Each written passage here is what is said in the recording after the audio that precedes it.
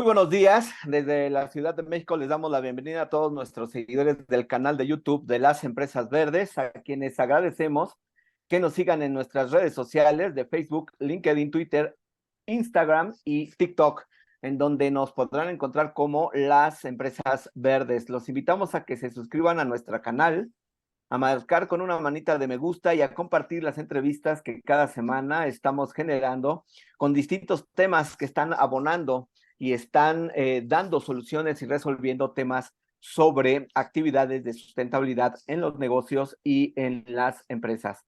El día de hoy estaremos hablando sobre la importancia de la descarbonización en los procesos industriales. Para hablar de este tema, tenemos como invitado a David Mondragón. Él es director general de operaciones para México y Latam de Armstrong International México. David, te damos la bienvenida. Muchas gracias por estar con nosotros en el canal de las Empresas Verdes.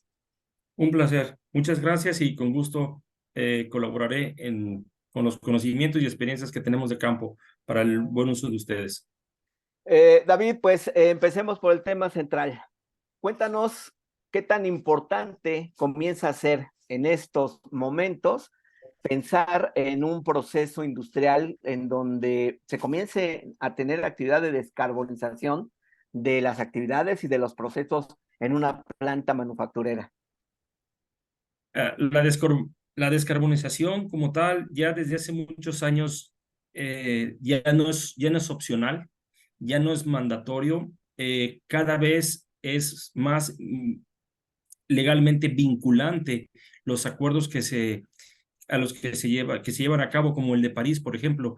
Ahí fue firmado por 196 partes y cada vez son más agresivas las metas. Nos estamos dando cuenta que no estamos logrando el cambio climático, reducir el calentamiento en el mundo, y por eso estamos teniendo tantos fenómenos naturales y cada vez es más agresivo. Ya no es opcional y hay consumidores que son muy estrictos en ese sentido, y por lo tanto ya hay metas que ya estamos a la vuelta de la esquina, que es el 2025, y hay otras en el 2030 y otras en el 2050, donde tenemos que abatir la temperatura 1.5 grados centígrados y no lo estamos logrando. Vamos muy atrás. Ya entonces Eh, ya no queda opción, ya es forzoso. David, decías algo importante, nos está costando trabajo y eso no es por falta de voluntad, sino porque además es un tema de precisamente hacer reconversión de esos procesos. Es correcto. Qué opciones hay en este momento para poder, para que las empresas que estén con esta voluntad puedan acceder de alguna manera a implementar nuevos procesos y me imagino empezando por el diagnóstico? ¿Qué nos puede decir al respecto? Sí, los alcances se dividen en tres: alcance 1, 2 y 3. El alcance 1 es todas las emisiones de CO2 que generamos internamente. Eh, esas emisiones es por la quema de combustible fósil para generar vapor, que a su vez calienta el agua caliente. O sea, es algo irónico, pero esa es la realidad. O calderas de agua caliente como tal, sin pasar por la fase de vapor. Eh, Ese tipo de consumos es muy intenso en las industrias química, farmacéutica, alimentos, hoteles, hospitales, gimnasios. Es muy intenso. ¿Qué es lo que sucede ahí? Que cuando la gente consume la energía proveniente, ya sea consume el gas natural o consume el gas LP, y utiliza ese combustible para, para transformar su materia y llegar al objetivo, durante todo ese trayecto hay múltiples emisiones de calor. Ese calor se llama calor residual. Ese calor residual se va a la atmósfera y contribuye también al calentamiento global. No se está aprovechando. El propietario del proceso ya pagó por esa energía, pero en lugar de utilizarla al 100%, esa energía, parte de ella se libera.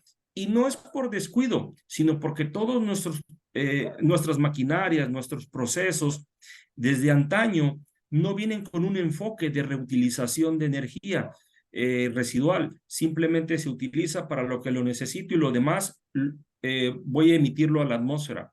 Lamentablemente estamos en ese punto, pero en países donde la escasez de agua y la escasez de energía es tan notoria como en Europa, ya hay tecnologías que ya tienen más de 40 años que se están utilizando en aquel continente, pero más no en América, ni mucho menos en África.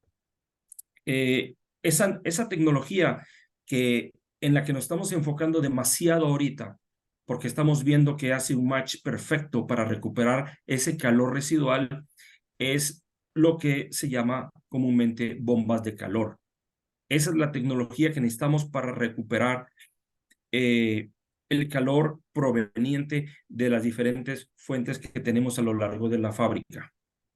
David, este tipo de tecnología se está implementando ya por las industrias en México y dependiendo del tamaño de la empresa seguramente, pero cuánto les ayuda en eficiencia a reducir, por un lado, su consumo energético, que tiene que ver con lo que me estás mencionando, y por otro lado, su reducción de emisiones directas de CO2. Sí, en emisiones directas podemos lograr, dependiendo del caso, hasta un 50% de reducción de emisiones de CO2. Es una pieza clave en el tablero. Sí o sí, esas tecnologías que para nosotros en América no las conocemos tan a profundidad como los europeos que ya llevan más de 40 años, que inclusive en sus casas utilizan bombas de calor para generar calor durante el invierno, para nosotros es totalmente desconocido. Eh, Aplicarla aquí en América, donde más se utiliza es en las cuestiones es triste decirlo, pero nada más la mayoría en albercas para recuperar el calor del medio ambiente, como por ejemplo en las costas, se recupera ese calor del medio ambiente, se transforma en el ciclo de refrigeración de la bomba de calor y se calientan las albercas. Hasta ahí hemos llegado. Es muy lento el avance que se tiene dentro de las industrias, a menos que venga de órdenes directas de corporativos globales, donde tienen la presión de los inversionistas por hacer más amigable al medio ambiente todos los procesos. Eso es lo que te iba a preguntar, David. ¿Qué tan abiertas o qué tan dispuestas están las empresas en México para comenzar a implementar procesos de este tipo? Me queda claro, por un lado, que es un tema de política corporativa de las matrices, cuando así funciona, pero también es un tema ahí de regulación y normatividades. En ese sentido, te hago dos preguntas. Por un lado, ¿qué tan abiertas están las empresas para poder acceder a este tipo de tecnologías en México? ¿Qué tanto las están asimilando y buscando o no? Y por otro lado, ¿qué tan acorde con los tiempos están las normatividades mexicanas para ir cerrando ese match y encaminar esfuerzos en una misma línea para descarbonizar los procesos industriales? Buenas preguntas. Para responder a la primera, eh, es bien recibida, es bien recibida eh, la tecnología, la oferta que puede hacer para mejorar a la planta en términos energéticos y reducción de CO2. Pero recordemos algo muy, muy importante, muy importante. No podemos hacer competir una estrategia de reducción de emisiones de CO2 reduciendo la cantidad de combustible fósil contra un proyecto que está enfocado única y exclusivamente al ahorro de energía per se. No tienen nada que ver. Los fines son diferentes. Uno es ahorro de energía y el otro es abatimiento de CO2 con ahorro de energía. Entonces, yo ya he tenido la oportunidad de conocer, inclusive fue hace 2 semanas, donde una persona de sustentabilidad me dijo que los proyectos de CO2 no compiten con el payback típico de los 3 años o 2 años donde se analizaban y se ponían en una balanza los diferentes proyectos. No, esos proyectos son aparte y tienen sus propios fondos para flujo de efectivo. Son muy diferentes. Ya la gente lo está reconociendo. Ya nos hemos quedado atrás. Ahora, andando un poco en el tema, la bomba de calor también, bueno, además de recuperar el calor residual, supongamos, de las torres de enfriamiento, agarra ese calor y ya no utiliza la torre, ya no la utiliza, enfría esa agua que viene hacia la torre y la regresa al proceso para lo que fue construido en la torre. La torre se apaga. Al apagar la torre, dejamos de emitir enormes cantidades de metros cúbicos de agua a la atmósfera por la evaporación natural que ocurre en la torre de enfriamiento. Y actualmente en el país se tiene problemas severos, lo que es el norte, el centro y Estado de México en cuanto a la calidad del agua que se tiene de los pozos, en disponibilidad de agua por parte de la ciudad.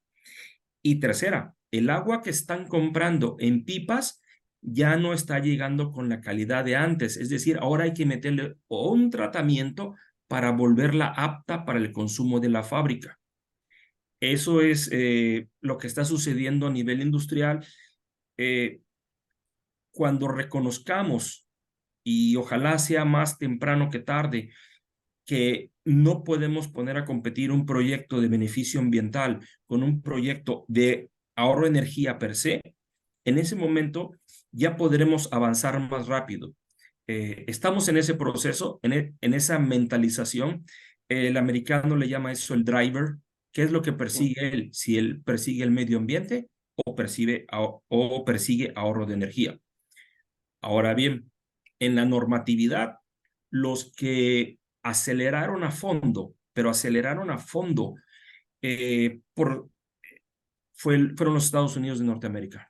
Ellos desde hace 2, 3 años están destinando a nivel de gobierno, tanto federal como estatal, grandes cantidades de dinero a la implementación de este tipo de tecnología que está más que comprobada desde hace 40 años. Ellos van muy acelerados, extremadamente acelerados. Aquí en México no tenemos esa oportunidad. Lo más que he visto es que ya están poniéndole precio a la tonelada de CO2 excedente en algunos casos, como por ejemplo en Ecatepec. Eso ya lo vi. Ojalá y esto sea adoptado por los diferentes gobiernos, pero que yo tenga registro, estamos solamente en 3 o en 4 lugares donde eso aplica. Todo lo demás no tenemos una limitación en cuanto a la cantidad de emisiones que podemos tener a la atmósfera. Aún más, vemos muchos reportes de reducciones de CO2 de grandes empresas globales, muchas, y he preguntado, ¿cuál ha sido el aporte de esta empresa aquí en América Latina, México, Centroamérica, con respecto a ese valor que dio, esa cifra que dio el presidente de la compañía, que ya habían reducido tantas emisiones? Y lastimosamente escucho que para América Latina el aporte de la fábrica como tal fue nulo. Más que nada, eso se logró o en Europa o en Asia o se está logrando en Estados Unidos. Lastimosamente así es, pero tengo mucha fe y mucha esperanza de que vamos a dar pasos acelerados para que cambie la normativa, porque recordemos una cosa, el Acuerdo de París fue firmado por México y ese acuerdo es legalmente vinculante. Es decir, hay que cumplir con los compromisos que son renovados cada 5 años. Por eso es que escuchamos de manera muy frecuente el año 2025, el 2030, el 2030 y de ahí saltan el 2050. Cada 5 años va a ser renovado, está siendo renovado eso. Eh, Así ya podemos cubrir, con esas respuestas que di, cubrimos el área de uso industrial y a nivel de gobierno. David, la verdad es que nos dices cosas muy interesantes y coincidimos contigo en que las empresas que operan en cada país, México particular, deben de reportar de manera clara y transparente precisamente las emisiones que generan en el lugar en que están operando. Dicho esto, te quiero preguntar, ¿qué normativa es la que hay que adecuar a estas condiciones para poder comenzar a obtener de manera directa los reportes de lo que están operando o están emitiendo en México? Esa es una pregunta. Y la otra, cuéntanos un poquito, David, ¿qué implica para las empresas comenzar a implementar precisamente estos cambios y cómo juega o qué papel juega ahí Armstrong? Sí, para implementar normativas tienen que ser a nivel político, a nivel social. Son cambios que ya por la premura que traemos ya son más radicales. Sin embargo, por nuestra categoría de país subdesarrollado, no tenemos tanta presión y que venga de nosotros mismos la creación de esa normatividad o serie de regulaciones no emana de nuestro gobierno o de nosotros mismos. Es más la sociedad la que persigue ser más congruente con el medio ambiente que, que a nivel político. Voy a dar un ejemplo. En Dinamarca hay una ciudad que se llama Esbjerg. Ellos son de 100.000 habitantes en Dinamarca. Ellos recogen el calor residual del agua del mar. El agua del mar que puede estar a 15 grados, 18 grados, eso es mucho calor.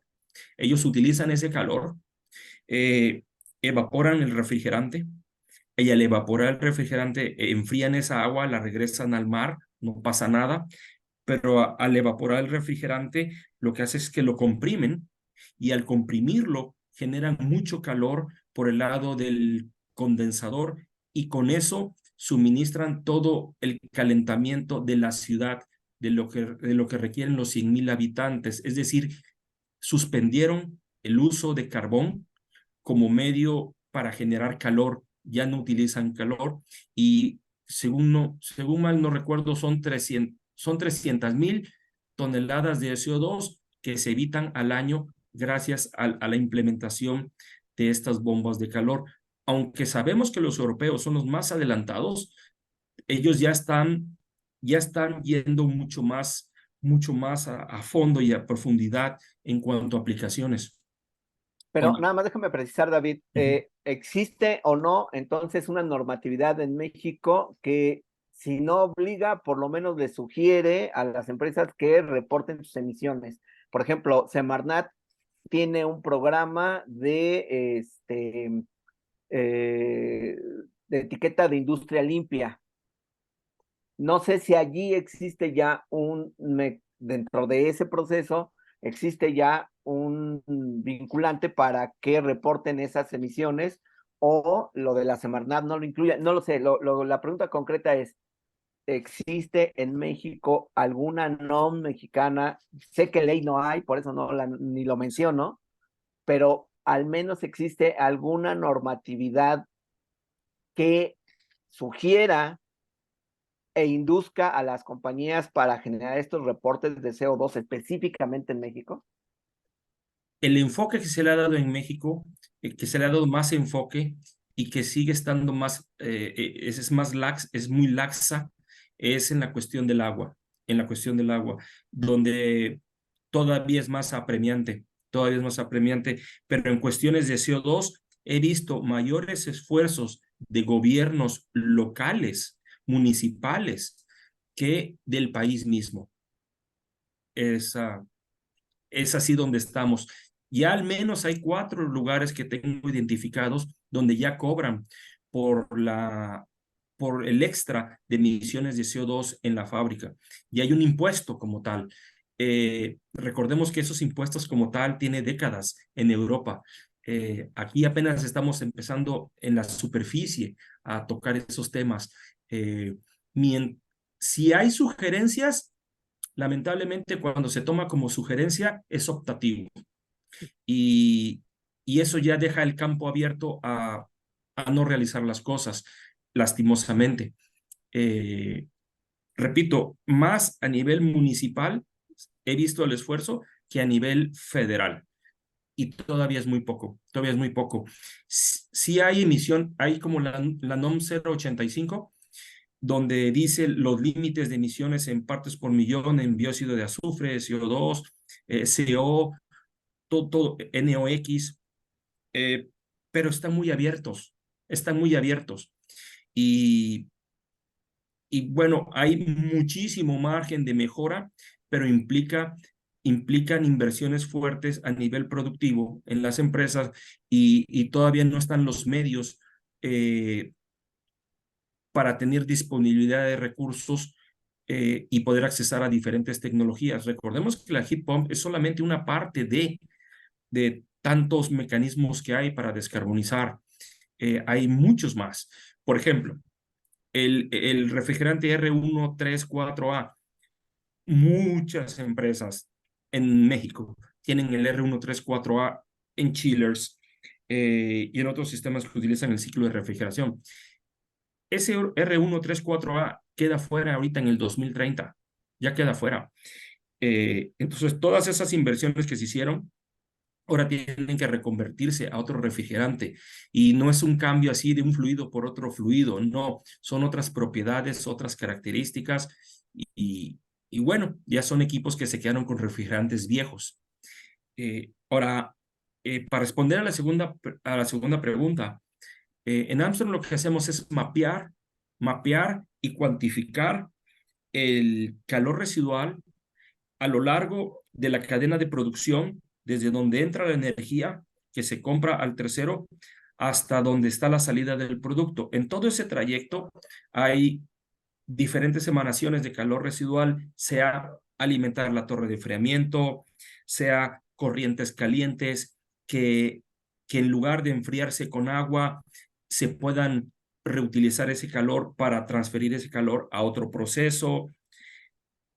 Eso es lo que buscamos, cuantificamos y valoramos para poner en unos cuadrantes XY cuál es la inversión y cuál es el impacto en CO2, en energía. Y una vez que ya se tiene ese panorama y se tiene esta canasta de proyectos con diferentes emanaciones de CO2, reducción de consumo de agua, ahorro de energía, ya a nivel dirección ya se pueden tomar las decisiones. Reitero esto, no se puede comparar una intención de proyecto para mejora de medio ambiente. En algunos casos sí, pero en la gran mayoría ahorita ya en reducción de CO2 ya no es tan fácil hacerlo. No se puede relacionar ese tipo de acciones con el típico payback que le llama el gringo el low hanging fruit, que a 2 años, a 3 años no tienen nada que ver, son canastas financieras muy diferentes. Entonces lo que hacemos es ayudar al cliente a identificar eso, cuantificarlos y lo más importante, ayudamos en la transformación. El mismo personal de Armstrong hace la transformación para entregar en una categoría llave en mano estos proyectos de descarbonización. David, dos temas más. El primero es, ya lo mencionabas, lo acabas de repetir, estos procesos no son implementaciones de 2 o 3 años, es decir, son de mediano o largo plazo. Ahorita nos dirás más o menos de qué tiempo. Y la segunda pregunta es, ¿cómo están percibiendo las empresas esta necesidad de tener que adecuarse a estos momentos con estas tecnologías para poder incorporar procesos de descarbonización? eh, en el entendido de que el tema de la sustentabilidad es y va a ser ya un elemento de competitividad. Es decir, le están encontrando sentido a el retorno de inversión de su implementación de este tipo de tecnologías a mediano o largo plazo. Buena pregunta esta. El, el, no quiero llamarles el castigo de esta manera por no implementar medidas hacia la descarbonización va a venir por parte de los inversionistas. Cuando haya incumplimiento de los acuerdos que se han manifestado, por ejemplo, hay muchas páginas web de empresas globales que tienen ahí claramente cuáles son las metas de reducción de consumo de agua, de CO2, de desperdicio. Están muy claras ahí. Y ahí se va midiendo el avance. La penalización va a venir por parte de los inversionistas. Entonces ellos, para no quedarse fuera, sí he visto, tengo muy presente una compañía que ni siquiera, que es del continente americano y está haciendo enormes esfuerzos e inversiones a nivel global para hacer este tipo de mejoras, porque saben que la penalización va a venir tarde que temprano por el lado del inversionista, si lo vemos en cuanto a términos económicos, y también va a venir por el lado de la vinculación legal que se tiene como en el Acuerdo de París. Eso es lo que va a suceder. Ahora, en cuanto a la descarbonización de las empresas, ya lo están tomando en serio, están empezando a hacer preguntas, están empezando a preguntarnos dónde se puede, dónde no, qué deben de hacer, qué datos deben de tener y sobre todo cuál va a ser la línea base, que eso es muy importante. Es decir, ¿qué vamos a tener como punto de referencia? Muchas empresas han tomado 2016, 2018 como línea base y en base al 2018 para el 2030 debemos de haber reducido tanto porcentaje de emisiones de CO2, que es lo que publican en sus páginas, en sus páginas web. Mm, la implementación pudiera ir más acelerada y esas empresas que gozan de la preferencia del consumidor y, y que rinde buenos resultados económicos, ellos son los que están haciendo grandes inversiones en todo el mundo. Hay una empresa, obviamente no puedo decirlo, que las inversiones son muy grandes y no importa que sea África, que sea América Latina, no importa. Es cierto, van muy rápido, pero extremadamente rápido en Europa y desde los últimos 3 años, el mismo Armstrong ha estado muy concentrado en estas empresas en los últimos 3 años, es decir, 2021, 2022 y ahorita en el 2023, la mayoría de nuestros ingenieros especializados en descarbonización están muy ocupados. Ojalá y esa oleada de entusiasmo y de motivación para hacerlo nos empiece a permear aún más. Ya nos está permeando y pero ojalá sea aún más para el 2025. Hay empresas que nos llaman, estando en el 2023, para cumplir metas del 2025 que se tuvieron que haber tomado acciones en el 2020. Entonces, tenemos que ir a pasos acelerados, pero mientras más acelerado sea el paso, más acelerado va a ser la demanda de recursos financieros para utilización de otras tecnologías eh, para poder descarbonizar. Y recordemos algo muy importante, especialmente en este tema, todo lo que está abajo de 120 grados centígrados, abajo de 120 grados centígrados, no necesitamos vapor. El vapor es uno de los medios más ineficientes de utilización de la energía. Hay enormes cantidades de desperdicio en chimenea, en purgas. Nosotros nos enfocamos mucho en vapor. Así nacimos, pero la verdad es muy ineficiente. Entonces, con equipamiento como bombas de calor, se elimina el consumo de energía, de combustible fósil para generar vapor y se hace con la bomba de calor utilizando el ciclo de refrigeración. Todo lo que está a 120 grados centígrados. Recordemos que en una fábrica 2/3 de la energía se utiliza para consumo térmico y el tercio restante es energía eléctrica para mover motores y demás equipo de consumo eléctrico, si me lo permiten decir así. David, por último, dos preguntas rápidas para respuestas igual de rápidas porque se nos acaba el tiempo. La primera, en esto que estamos platicando, los bonos de compensación de carbono son un complemento son un complemento efectivo o un mal necesario. Entonces, que me contestes esa. Y la última es, Armstrong, ¿qué mensaje le deja a la industria manufacturera principalmente en cuanto al inicio de sus diagnósticos para comenzar a implementar y cambiar sus procesos? Ok, los bonos de carbono nosotros utilizamos hace alrededor de 10 años, gracias al protocolo de Kioto, utilizamos recursos, bueno, nosotros fuimos el medio técnico, pero en el norte de México se utilizaron recursos gracias al protocolo de Kioto para utilizar la recuperación de calor en la industria del vidrio. Se recupera ese calor, se genera vapor y se manda a las fábricas aledañas. Toda esa inversión vino gracias a los bonos de carbono. Gracias a eso, fue el protocolo de Kioto el precursor. Sí funciona. Eso sí funciona. Totalmente convencido. De ahí fuimos parte de ese proceso y fue muy exitoso. Entonces, no lo veo como un mal necesario, lo veo como un mecanismo que hay que reforzarlo y meter el acelerador para ir más a prisa.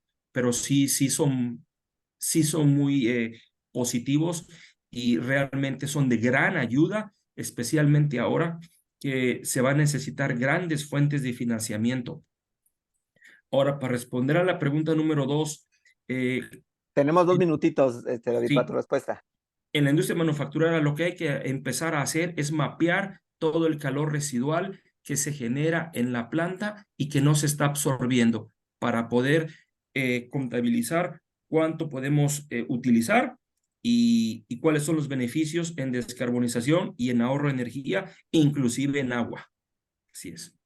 Muy bien, David, pues te agradezco mucho tu tiempo. Espero que esta sea la primera de varias pláticas que podamos continuar. La verdad es que este tema es muy interesante y además apasionante, y sobre todo la función del canal es comenzar a inducir a la audiencia para que vayamos entendiendo que la reducción de emisiones de CO2 no está solamente en apagar, en darle para abajo al switch de la luz, ni cambiar la fuente de energía, sino son más procesos que se complementan y que dan resultados importantes para tener una real baja de las emisiones directas de CO2 de las empresas en toda su actividad y de todos los habitantes de este planeta.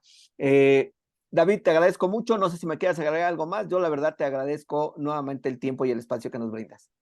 No, agradezco mucho la oportunidad de poder compartir estas experiencias, lo que estamos haciendo en Armstrong y cuenten con nosotros como un socio para poder colaborarles en sus esfuerzos.